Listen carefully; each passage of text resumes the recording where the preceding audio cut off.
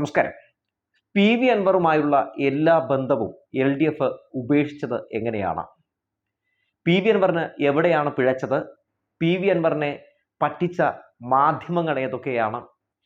മറുനാടൻ ഷാജസ്കറിയയ്ക്ക് P V Anwar എങ്ങനെയാണ് ഇന്ധനമായി മാറിയത്? ഇതൊക്കെയാണ് നമ്മൾ ഇന്ന് ചർച്ച ചെയ്യുന്നത്. ആദ്യം തന്നെ പി വി അൻവർ എന്ത് വിഷയമാണ് പൊതുസമൂഹത്തിന് മുമ്പിലേക്ക് വെച്ചത് എന്ന് നമുക്കൊന്ന് പരിശോധിക്കാം. അതായത് പോലീസിനകത്ത് പുഴുക്കുത്തുകളുണ്ടെന്നും ആ പുഴുക്കുത്തുകളെ പുറത്തു ചാടിക്കാൻ വേണ്ടിയാണ് എൻ്റെ പോരാട്ടം എന്നുമൊക്കെ പറഞ്ഞാണ് പി വി അൻവർ തുടക്കത്തിൽ തന്നെ രംഗത്തേക്ക് വന്നത്. ഇതുമായി ബന്ധപ്പെട്ട് പി വി അൻവർ മുഖ്യമന്ത്രിയെ കാണുന്ന സാഹചര്യമുണ്ടായി. അതുപോലെ തന്നെ party secretary M V Govindan മാഷിനെ കാണുന്ന സാഹചര്യം ഉണ്ടായി. അവർക്കൊക്കെ പരാതി കൊടുക്കുന്ന സാഹചര്യം ഉണ്ടായി. അതിനു മുമ്പ് തന്നെ ചില പരസ്യ പ്രസ്താവനകളൊക്കെ നടത്തിയിരുന്നു. അതൊക്കെ പാർട്ടിക്കും സർക്കാരിനും എതിരായി മാധ്യമങ്ങൾ ഉപയോഗിക്കുന്ന സാഹചര്യവും ഉണ്ടായി. അങ്ങനെ പി വി അൻവർ പരാതി കൊടുക്കുന്നു. A D G P M R Ajith കുമാറിനെ ക്രമസമാധാന ചുമതലയിൽ നിന്ന് മാറ്റണം എന്നതായിരുന്നു പി വി അൻവറിൻ്റെ ആവശ്യം. ഒപ്പം പൊളിറ്റിക്കൽ സെക്രട്ടറി പി ശശിക്കും ഇതിൽ പങ്കുണ്ട് എന്ന രീതിയിൽ party secretary M V Govindan മാഷിന് കൊടുത്ത പരാതിയിലും അത്തരത്തിലുള്ളൊരു ആരോപണം ഉയർത്തുന്നുണ്ട്. അങ്ങനെ ഇദ്ദേഹം പരാതിയൊക്കെ കൊടുക്കുന്നു. പരാതിയുടെ അടിസ്ഥാനത്തിൽ ഡി ജി പിയുടെ നേതൃത്വത്തിലുള്ള സംഘത്തെ സർക്കാർ ഈ അന്വേഷണ ചുമതല ഏൽപ്പിക്കുകയാണ്. അങ്ങനെ അന്വേഷണം നടക്കുന്നു. ഈ അന്വേഷണം വളരെ നല്ല രീതിയിലാണ് നടക്കുന്നത്. പക്ഷേ അൻവറിന് ഈ വിഷയത്തിൽ ഒരു തെറ്റിദ്ധാരണ ജനിക്കുന്നത് എവിടെയാണ്? അതായത് അൻവറിന് റിപ്പോർട്ടർ ചാനലും മീഡിയ വണ്ണും ഒക്കെ തെറ്റിദ്ധരിപ്പിക്കുകയാണ്. ഡി ജി പിയുടെ നേതൃത്വത്തിൽ അന്വേഷിക്കുമ്പോഴും A D G P M R Ajith Kumar മുഖ്യമന്ത്രിയുടെ റൈറ്റ് ഹാൻഡാണ്. ഈ A D G P M R Ajith കുമാറിനെതിരെ യാതൊരു നടപടിയും സ്വീകരിക്കില്ല, ക്രമസമാധാന ചുമതലയിൽ നിന്ന് മാറ്റില്ല എന്ന രീതിയിൽ ചില ഉദാഹരണങ്ങളൊക്കെ നിരത്തി ഈ അൻവറിനെ തെറ്റിദ്ധരിപ്പിക്കുന്ന രീതിയിൽ മീറ്റ് ദ എഡിറ്റേഴ്സ് എന്നൊക്കെ പറഞ്ഞ പ്രോഗ്രാമിലേക്ക് ഇരുന്ന് ഈ സ്മൃതി പരുത്തിക്കാടും അരുണും സുജയൊക്കെ ഇരുന്നിട്ട് ഇങ്ങനെ, അതുപോലെ തന്നെ ഉണ്ണി ബാലകൃഷ്ണൻ, ഇവരൊക്കെ വാതോരാതിരുന്ന് സംസാരിക്കുകയാണ്. ആ കെണിയിൽ സത്യത്തിൽ പി വി അൻവർ പെട്ടുപോയി എന്നുള്ളതാണ് സത്യം. പി വി അൻവർ വീണ്ടും ചില പ്രസ്താവനകളും ഒക്കെ നടത്തി. അത് സർക്കാരിനെതിരെയായിരുന്നു, ആഭ്യന്തര വകുപ്പിനെതിരെയായിരുന്നു. സത്യത്തിൽ പ്രതിപക്ഷത്തിൻ്റെ വായിൽ നിന്ന് പ്രതിപക്ഷ നേതാവ് സംസാരിക്കുന്നത് പോലെയുള്ള ചില സ്വരങ്ങളാണ് ഒരു ഭരണകക്ഷി എം എൽ എ ആയിട്ടുള്ള പി വി അൻവറിൽ നിന്ന് കേട്ടത്. പിന്നീട് പി വി അൻവറിനെ അനുനയിപ്പിക്കാൻ വേണ്ടി ഇതൊക്കെ ഈ സർക്കാരിനെതിരെ അല്ലെങ്കിൽ ആഭ്യന്തര വകുപ്പിനെതിരെയായിട്ട് ഉള്ള ആയുധമാക്കി മാധ്യമങ്ങളും പ്രതിപക്ഷവും ഉപയോഗിക്കും. ഈ റിപ്പോർട്ട് വരുന്നത് വരെ ഒന്ന് കാത്തിരിക്കൂ എന്ന് പലവട്ടം പി വി അൻവറിനോട് പാർട്ടി ആവശ്യപ്പെടുന്നുണ്ടെങ്കിലും അൻവർ ആദ്യമൊക്കെ വഴങ്ങിയെങ്കിലും പിന്നീട് വഴങ്ങുന്നില്ല. അതെങ്ങനെയാണ് വഴങ്ങാത്ത സാഹചര്യം വരുന്നത്? മാധ്യമങ്ങൾ നിരന്തരം വിളിക്കുന്നു, മാധ്യമങ്ങളുടെ ശ്രദ്ധ കിട്ടുന്നു, മാധ്യമങ്ങളുടെ ലാളനം കിട്ടുന്നു. ആ കുഴിയിൽ പെട്ടെന്ന് പി വി അൻവർ വീഴുന്നു. പിന്നീട് മാധ്യമങ്ങൾ ഇദ്ദേഹത്തിൻ്റെ അടുത്ത് പല ചോദ്യങ്ങളും ചോദിക്കുന്നുണ്ട്. പാർട്ടിക്കെതിരെയല്ല ഞാൻ, മുഖ്യമന്ത്രിക്കെതിരെയല്ല ഞാൻ എന്നൊക്കെ പറഞ്ഞാണ് അൻവർ പറഞ്ഞു തുടങ്ങിയതെങ്കിലും മാധ്യമങ്ങൾക്ക് അത് ഈ പാർട്ടിക്കും മുഖ്യമന്ത്രിക്കും സർക്കാരിനും എതിരായി ഉപയോഗിക്കാൻ പറ്റുമെന്ന് നന്നായിട്ട് അറിയാവുന്നതുകൊണ്ട് അരുണും അതുപോലെ തന്നെ സ്മൃതി പരുത്തിക്കാടും ഒക്കെ നല്ല രീതിയിൽ തന്നെ ഈ പറയുന്ന പി വി അൻവറിനെ കറന്നെടുത്തു. അതായത് അവർക്ക് ആവശ്യമായിട്ടുള്ള സകലമാന സത്തും കറന്നെടുത്തു. എന്നിട്ട് പിന്നീട് അത് മറ്റൊരു രീതിയിൽ ഉപയോഗിക്കാൻ തുടങ്ങി. അതിനിടയിൽ ഈ മീഡിയ വണ്ണിനും അതുപോലെ തന്നെ റിപ്പോർട്ടറിനും ഒക്കെ നന്നായി തന്നെ അറിയാം ഇദ്ദേഹം ഉയർത്തുന്ന ആരോപണങ്ങളിൽ ഒരു കഴമ്പുമില്ല. കാരണം തെളിവുകളില്ല. തെളിവുകൾ ചോദിക്കുമ്പോൾ അദ്ദേഹം പറയുന്നു മാധ്യമപ്രവർത്തകരോട് പോയി അന്വേഷിക്കുക എന്നൊക്കെയാണ് പറയുന്നത്. ഒരു തെളിവില്ലാഞ്ഞിട്ടും അൻവറിനെ അതുവരെ വില്ലനായി ചിത്രീകരിച്ചിരുന്ന എല്ലാ മാധ്യമങ്ങളും പെട്ടെന്ന് ഹീറോ ആയിട്ട് ചിത്രീകരിക്കുന്നു. അൻവർ നടത്തുന്നത് വാറാണ് എന്ന ലെവലിലേക്ക് വരുന്നു. സൂപ്പർ ഹീറോ ആണ് അൻവർ എന്ന് പറയുന്നു. അങ്ങനെ അൻവറിൻ്റെ പോരാട്ടം ഈ നാട്ടിലെ ജനങ്ങളുടെ പോരാട്ടമാണ് എന്നൊക്കെ പറഞ്ഞ് അദ്ദേഹത്തെ സുഖിപ്പിക്കുകയാണ്. ആ കുഴിയിൽ അദ്ദേഹം ചാടിപ്പോകുന്നു. അദ്ദേഹം ഒരുപാട് പ്രസ്താവനകളൊക്കെ നടത്തുന്നു. പല രീതിയിലുള്ള ആരോപണങ്ങൾ വീണ്ടും വീണ്ടും ഉയർത്തുന്നു. അവസാനം ഗത്യന്തരമില്ലാതാകുമ്പോൾ സഖാക്കൾ പറയുന്നു ഇദ്ദേഹത്തെ പുറത്താക്കണമെന്ന ആവശ്യങ്ങൾ ഉയർത്തുന്നു. അങ്ങനെ പാർട്ടി ഒരു ഘട്ടത്തിൽ ഇദ്ദേഹമായിട്ടുള്ള ബന്ധം അവസാനിപ്പിക്കുന്ന ഒരു സാഹചര്യമൊക്കെ ഉണ്ടായി. അങ്ങനെ ബന്ധം അവസാനിപ്പിച്ചപ്പോഴും പി വി അൻവർ വിചാരിച്ചിരുന്നത്, അതായത് സഖാക്കളൊക്കെ കൂടെ ഉണ്ടാകും, തന്നെ വിട്ട് സഖാക്കൾ ആരും പോകില്ല എന്നാണ് പി വി അൻവർ അതുവരെ വിചാരിച്ചിരുന്നത്. പക്ഷേ എന്താണ് സംഭവിച്ചത്? അതായത് ഈ സഖാക്കൾ തന്നെ അൻവറിനോട് പറഞ്ഞു, അതായത് പാർട്ടിയാണ് ഞങ്ങൾക്ക് വലുത് എന്ന് പറഞ്ഞ് അൻവറിന് കൊടുത്തിരുന്ന പിന്തുണ പെട്ടെന്ന് പിൻവലിക്കുന്ന സാഹചര്യമാണ് ഉണ്ടായത്. അതായത് അൻവർ ഇത്രയധികം പാർട്ടിയെയും അതുപോലെ തന്നെ സർക്കാരിനെയും ദ്രോഹിച്ചിട്ടൊക്കെ സഖാക്കളൊക്കെ അൻവറിനൊപ്പം കൂടെ നിന്നു. പക്ഷേ അൻവർ പിന്നീടും അതിൽ വിട്ടപ്പോൾ സഖാക്കൾക്ക് മനസ്സിലായി ഇത് പാർട്ടി ഇല്ലാതാക്കാനുള്ള ശ്രമമാണ്, അൻവറിൻ്റെ അജണ്ട വേറെയാണ് എന്നൊക്കെ മനസ്സിലാക്കുന്നു. അങ്ങനെ സഖാക്കളൊക്കെ പിന്തുണ പിൻവലിച്ചു പോകുന്ന സാഹചര്യം ഉണ്ടാകുന്നു. അതേ പിന്നെ P V Anvar chest number ഇടുന്ന പരിപാടിയൊക്കെ അവസാനിക്കുകയാണ്. എന്നാൽ സഖാക്കളുടെ പിന്തുണ ഇല്ലാതായി എന്ന് മനസ്സിലാക്കി തുടങ്ങിയപ്പോൾ എന്താണ് സംഭവിക്കുന്നത്? അതായത് പി വി അൻവറിൻ്റെ മുഖ്യ ശത്രുവായിട്ടുള്ള ഷാജസ്കറിയ രംഗത്തേക്ക് വരികയാണ്. അതിൽ നിന്ന് ഒരു കാര്യം വ്യക്തമാണ്, ഷാജസ്കറിയ ഭയന്നിരുന്നത് പി വി അൻവർ എന്ന് പറയുന്ന ആ MLA ആയിരുന്നില്ല. അദ്ദേഹം ഭയന്നിരുന്നത് ചെങ്കൊടിക്ക് കീഴിലുള്ള സഖാക്കളെ ആയിരുന്നു. അവർ നൽകിയിരുന്ന അൻവറിന് കൊടുത്തിരുന്ന ഒരു പ്രൊട്ടക്ഷൻ ആയിരുന്നു. അതില്ലാതായി എന്ന് മനസ്സിലായപ്പോൾ ഷാജൻ സ്കറിയ രംഗത്തേക്ക് വന്നു. അദ്ദേഹം പരസ്യമായി വെല്ലുവിളിക്കാൻ ശ്രമം നടത്തുന്നു. അദ്ദേഹത്തിന് ഈ PV അൻവറിനെ കമൻറ്റ് ബോക്സിൽ വന്ന് പിച്ച് ചെയ്യുന്നു. അദ്ദേഹത്തിന് വലിയ രീതിയിലുള്ള പിന്തുണ കിട്ടുന്ന സാഹചര്യമൊക്കെ നിലവിലുണ്ട്. എന്നാൽ ഈ വിഷയവുമായി ബന്ധപ്പെട്ട് ചില കാര്യങ്ങൾ കൂടി പറയേണ്ടതുണ്ട്. ഈ കഴിഞ്ഞ ദിവസം നിലമ്പൂരിലെ CPMൻ്റെ നയപ്രഖ്യാപനം നയവിശദീകരണ യോഗം കാണാനിടയായി. അപ്പോൾ അതിൽ പല സഖാക്കളുമൊക്കെ PV അൻവറിനെ പറ്റി പറയുന്നത് കേട്ടപ്പോൾ സത്യത്തിൽ എത്ര നന്ദി കെട്ടവനാണ് PV അൻവർ എന്ന് തോന്നിപ്പോയി. അൻവർ പലപ്പോഴും ആഫ്രിക്കയിലൊക്കെ പോയി കിടന്നപ്പോൾ അൻവർ അവിടെ ഇവിടെ ഇല്ല എന്ന വിടവ് നല്ല രീതിയിൽ തന്നെ നികത്തി ഈ പറയുന്ന പോലെ അൻവറിൻ്റെ പല പോരായ്മകളും മറച്ചു വെച്ചുകൊണ്ട് അൻവറിന് വേണ്ടി പണിയെടുത്ത അഹോരാത്രം പണിയെടുത്ത സഖാക്കളാണെന്ന് അവരുടെ വാക്കുകളിൽ നിന്നൊക്കെ വ്യക്തമാണ്. മാത്രമല്ലല്ലോ അൻവറിനെ ജയിപ്പിച്ചെടുത്തത് അവിടുത്തെ സഖാക്കളാണല്ലോ. അവരോട് പോലും ഒരു കൂറ് അദ്ദേഹം കാട്ടിയില്ല എന്ന് മാത്രമല്ല, അദ്ദേഹം ഈ പാർട്ടിയുമായിട്ടുള്ള ബന്ധം ഉപേക്ഷിച്ച ശേഷം അവിടുത്തെ സഖാക്കൾ, അതായത് അവിടുത്തെ ജയിപ്പിച്ച ഇദ്ദേഹത്തിന് വേണ്ടി പണിയെടുത്ത സഖാക്കളെ പോലും അദ്ദേഹം കളിയാക്കിക്കൊണ്ട് പരിഹസിച്ചുകൊണ്ട് അവർക്കും സംഘിച്ചാപ്പ് കുത്താൻ വേണ്ടി ശ്രമം നടത്തിയ കാഴ്ചയൊക്കെ നമ്മൾ കാണുന്ന സാഹചര്യം ഉണ്ടായി. പക്ഷേ PV അൻവറിനെ പറ്റി പല കാര്യങ്ങളും തുറന്നു പറയാൻ തുടങ്ങിയിട്ടുണ്ടെങ്കിൽ PV അൻവർ നാണം കെട്ടു പോകും എന്നൊക്കെയാണ് ഇന്നലെ പല നേതാക്കളും അവിടെ പ്രസംഗിച്ചപ്പോൾ പറയുന്ന സാഹചര്യം നമ്മൾ കണ്ടത്. എന്തായാലും ഈ PV അൻവറിന് ഇപ്പോൾ പറ്റിയിരിക്കുന്ന അബദ്ധം വേറൊന്നുമല്ല. പണ്ട് നമ്മളൊരു പഴഞ്ചൊല്ല് കേട്ടിട്ടില്ലേ? വളരെ പ്രസക്തമായിട്ടുള്ളൊരു പഴഞ്ചൊല്ലാണ്. അതായത് ക്ഷമ ആട്ടിൻ സൂപ്പിൻ്റെ ഗുണം ചെയ്യുമെന്ന്. സത്യത്തിൽ ഒട്ടും ക്ഷമയില്ലാതെ എടുത്തുചാടിയ അൻവറിന് പറ്റിയ അബദ്ധങ്ങളാണ് നമ്മൾ കാണേണ്ടത്. അതായത് ADGP MR അജിത്കുമാറിനെ ക്രമസമാധാന ചുമതലയിൽ നിന്ന് മാറ്റില്ല എന്ന് മാധ്യമങ്ങൾ പറഞ്ഞിട്ട് അവസാനം എന്താണ് സംഭവിക്കുന്നത്? റിപ്പോർട്ട് വരുന്നു. റിപ്പോർട്ട് വന്ന ശേഷം മുഖ്യമന്ത്രി പിണറായി വിജയൻ ക്രമസമാധാന ചുമതലയുള്ള ADGP സ്ഥാനത്ത് നിന്ന് അജിത് കുമാറിനെ മാറ്റുകയാണ്. ക്രമസമാധാന ചുമതലയുള്ള ADGP അല്ല MR അജിത് കുമാർ. എങ്ങനെ അത് സംഭവിച്ചു? റിപ്പോർട്ട് വന്നതിൻ്റെ അടിസ്ഥാനത്തിലാണ്. അപ്പോൾ എന്താണ് മുഖ്യമന്ത്രിയും സർക്കാരും അൻവറിനോട് ഇതുവരെ പറഞ്ഞുകൊണ്ടിരുന്നത്? റിപ്പോർട്ട് വരട്ടെ, വന്ന ശേഷം നടപടി സ്വീകരിക്കാം. അതായത് അതിലെന്തെങ്കിലുമൊക്കെ രീതിയിൽ നടപടി സ്വീകരിക്കേണ്ടതുണ്ടെങ്കിൽ നടപടി സ്വീകരിക്കുമെന്ന് തന്നെയാണ് പറഞ്ഞത്. പക്ഷേ അങ്ങനെ നടപടി സ്വീകരിക്കില്ല എന്ന മാധ്യമങ്ങൾ ഓതിക്കൊടുത്ത കാര്യങ്ങളൊക്കെ അദ്ദേഹം വിശ്വസിക്കുകയും സർക്കാരിനെ അവിശ്വസിക്കുകയും ചെയ്തത് അൻവറിനിപ്പോൾ വലിയ ഒരു മണ്ടത്തരമായെന്ന് എന്തായാലും തോന്നുന്നുണ്ടാവും. മാത്രമല്ല, എന്തുകൊണ്ടാണ് മുഖ്യമന്ത്രി ഇത്തരത്തിലുള്ള ആരോപണം വന്നപ്പോൾ ADGP MR അജിത് കുമാറിനെതിരെ ഒരു നടപടി സ്വീകരിക്കാൻ ആദ്യം തയ്യാറാകാതിരുന്നത്?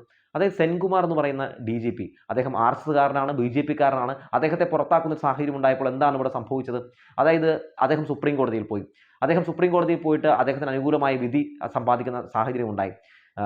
സെൻകുമാർ നമുക്കറിയാമല്ലോ, പലപ്പോഴും സംഘപരിവാരങ്ങളെയൊക്കെ അദ്ദേഹം ആ ചുമതലയിൽ ഇരുന്ന സമയത്തൊക്കെ സഹായിച്ചിട്ടുള്ള വ്യക്തിയാണ്. അതൊക്കെ മനസ്സിലാക്കിയത് കൊണ്ടാണ് അന്ന് ഈ പറയുന്നത് പോലെ മുഖ്യമന്ത്രി പിണറായി വിജയൻ ഇദ്ദേഹത്തെ പുറത്താക്കുന്നത്. UC കോളേജിൽ AVP ബോംബെറിഞ്ഞ് ഒരു പോലീസുകാരൻ്റെ കാല് തകർത്തതും അവസാനം ആ AVPക്കാരെ പോലീസുകാരെ നേരിടാൻ അവിടെ എത്തിയപ്പോൾ ആ നേരിടാൻ ചെന്ന പോലീസുകാരനെ സസ്പെൻഡ് ചെയ്ത വ്യക്തി കൂടിയാണ് ഈ സെൻകുമാർ എന്ന് പറയുന്ന വ്യക്തി. അപ്പോൾ അത്തരത്തിലുള്ള കാര്യങ്ങളൊക്കെ നമ്മുടെ മുമ്പിൽ നിൽക്കുന്നുണ്ട്. അങ്ങനെ മുഖ്യമന്ത്രി പുറത്താക്കിയപ്പോൾ അദ്ദേഹത്തിന് വേണ്ടി വാദിക്കാൻ വേണ്ടി, സൗജന്യമായിട്ട് വാദിക്കാൻ വേണ്ടി ആ സുപ്രീം കോടതിയിൽ പോയ അഭിഭാഷകനാരാണ്? ലീഗിൻ്റെ നേതാവാണ്.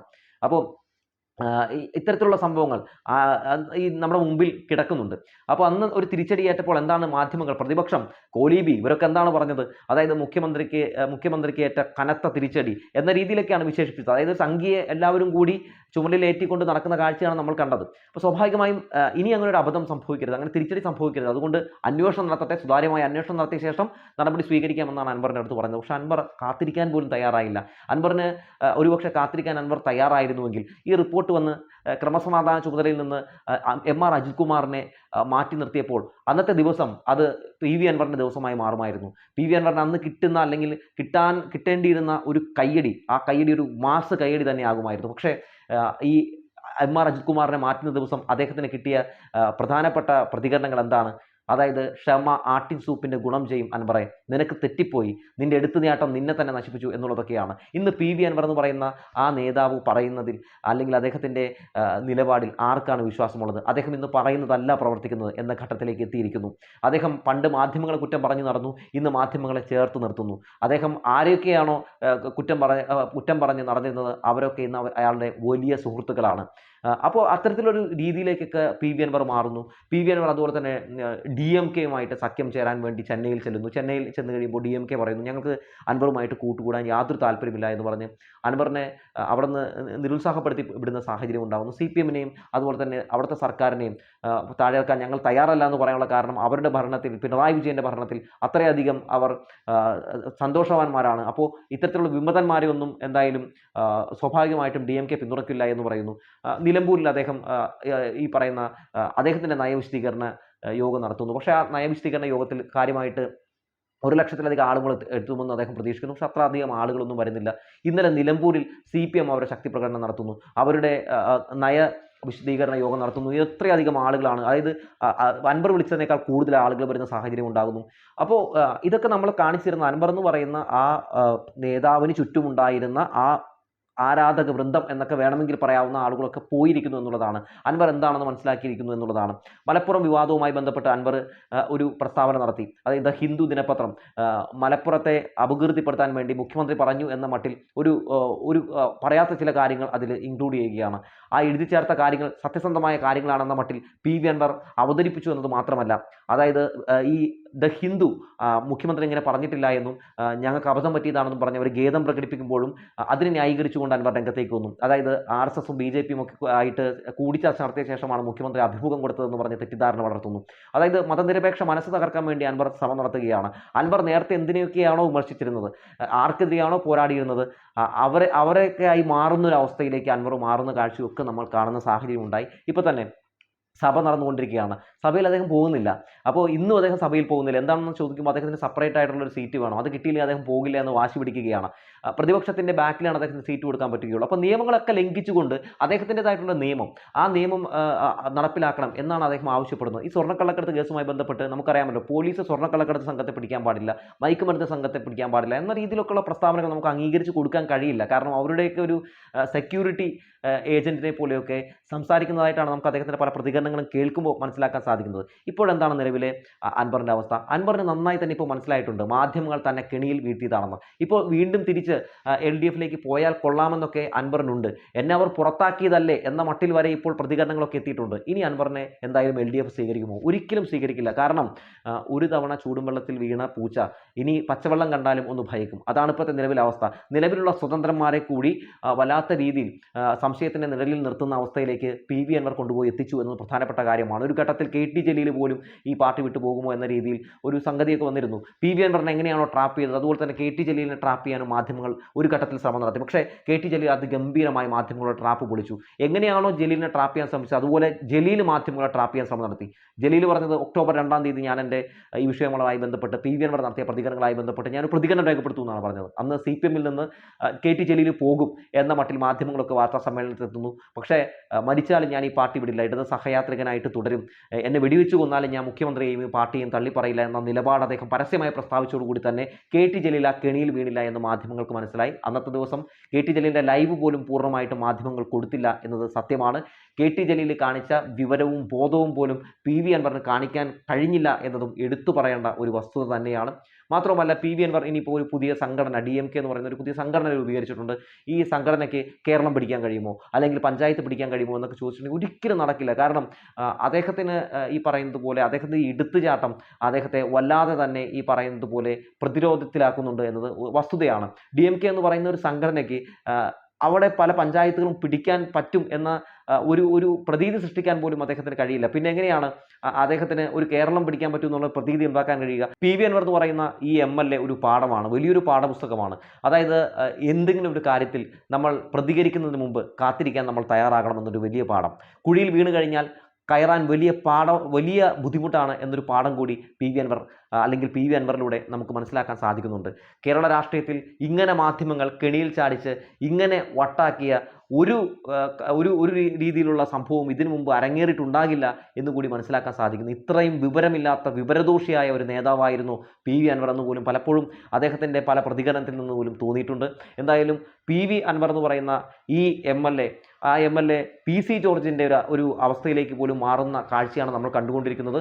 എന്തായാലും പിണറായി വിജയൻ സർക്കാരിന് PV അൻവറിലൂടെ ലഭിച്ചത് വലിയ കയ്യടികളാണ്. PV അൻവർ പോലീസിനെ മുൾമുനയിലാക്കിക്കൊണ്ട് അല്ലെങ്കിൽ പോലീസിനെ പ്രതിരോധത്തിലാക്കിക്കൊണ്ട് ആഭ്യന്തര വകുപ്പിനെ പ്രതിരോധത്തിലാക്കിക്കൊണ്ട് സർക്കാരിനെ പ്രതിരോധത്തിലാക്കിക്കൊണ്ട് ഇത്തരം കാര്യങ്ങളിലൊക്കെ ഒരു നടപടിയും സ്വീകരിക്കില്ല എന്ന് പറഞ്ഞ് വരുത്തി തീർക്കാൻ ശ്രമം നടത്തിയപ്പോൾ അന്വേഷണങ്ങൾ നടത്തി റിപ്പോർട്ടുകൾ വന്നപ്പോൾ അതായത് കുറ്റക്കാർക്കെതിരെ നടപടി സ്വീകരിച്ച ഒരു സർക്കാരാണ് നമുക്ക് മുമ്പിലുള്ളത്. അതുകൊണ്ട് ഏത് കൊലകൊമ്പൻ ആയാലും ആ കൊലക്കൊമ്പനെ പൂട്ടാൻ ഇവിടുത്തെ സർക്കാരിന് ഒരു മടിയുമില്ല എന്ന സന്ദേശങ്ങൾ കൊടുക്കുന്നു. സർക്കാരിന് വലിയ കയ്യടികൾ കിട്ടുന്നു. തുടക്ക സമയത്ത് സർക്കാരിന് അൻവറിൻ്റെ പ്രതികരണങ്ങൾ കൊണ്ട് വലിയ ഡാമേജ് ഉണ്ടാക്കിയെങ്കിൽ ആ ഡാമേജൊക്കെ അതിജീവിച്ചപ്പോൾ മുന്നോട്ട് പോകുന്ന കാഴ്ചയാണ് കാണുന്നത്. PV അൻവറിനെ ഇപ്പോൾ മാധ്യമങ്ങൾക്ക് പോലും വേണ്ടാത്ത അവസ്ഥയിലേക്ക് എത്തപ്പെട്ടിരിക്കുന്നു. ഇതാണ് മാധ്യമങ്ങൾ. അതായത് ഇടതുപക്ഷത്തിനെതിരെ ആരെന്ത് സംസാരിച്ചാലും എടുത്തു പൊക്കിക്കൊണ്ട് നടക്കും. പിന്നെ അയാളെ കൊണ്ട് ഒരു ഗുണവുമില്ല എന്ന് കണ്ടു കഴിഞ്ഞാൽ ഇതേ മാധ്യമങ്ങൾ അതുപോലെ തന്നെ താഴത്തേക്ക് എടുത്തിടും. എന്തായാലും മാധ്യമങ്ങളുടെ ലാളനവും മാധ്യമങ്ങളുടെ വലിയ രീതിയിലുള്ള തലോടലും ഒക്കെ കൊണ്ട് വളർന്ന PV അൻവർ ഒന്നുമല്ലാതായി മാറുന്ന ഒരു കാഴ്ചയാണ് നമ്മൾ കണ്ടുകൊണ്ടിരിക്കുന്നത്. മൂന്നാമതും LDF സർക്കാർ ഒരു തുടർഭരണത്തിന് വേണ്ടി ശ്രമം നടത്തുമ്പോൾ ആ ശ്രമം വിജയത്തിലേക്ക് തന്നെ എത്തിപ്പെടും എന്ന വലിയൊരു ശുഭസൂചന എന്തായാലും ഈ വിഷയവുമായി ബന്ധപ്പെട്ട് നമ്മുടെ മുമ്പിലേക്ക് ലഭിക്കുന്നുണ്ട്.